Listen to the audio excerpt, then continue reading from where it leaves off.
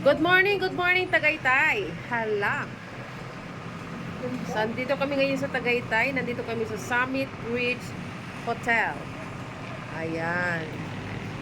So, from here, overlooking ang Tagaytay Lake.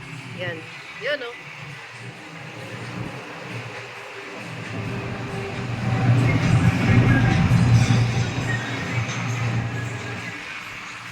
Andito kami sa 7th floor. 7th floor.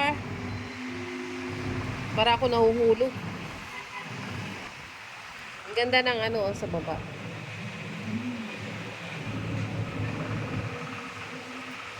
Parang maganda atang pupunta doon sa talan. Gusto ko pumunta dyan.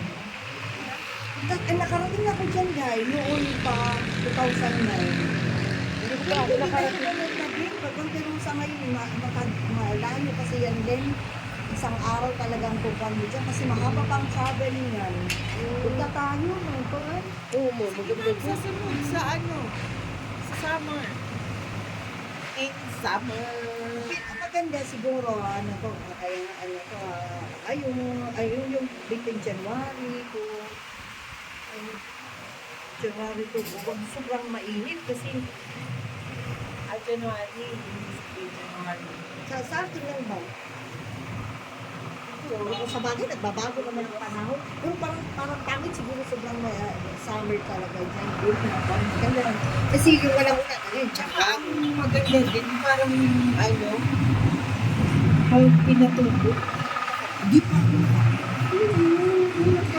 Maganda raw doon. May ano doon eh, na mag-ano ka, yung 4x4. ano bang meron doon sa inyo na pwedeng mag-travel kami papunta doon tapos makapagpuputol ba? Sa Dagupan ma mismo? Eh, saan ka ba nakapila? Dagupan ma Ah, sa Dagupan? Wala na siya kayo? Sa Dagupan, ano ba mo? Baka. Wala ba sa ano doon mo? Ano lang yun?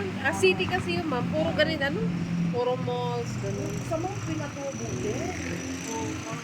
Mayroong kwan doon eh. Mayroon akong nakikita ng ads Nadala doon. pala ni Basi ng pamilya niya din sa Kwan. Sa Baguio. Kailan tayo? Ha? Kung nasa Cebu siya, nasa Baguio na yun. Inuuwian niya lang. Ay, hindi niya pala.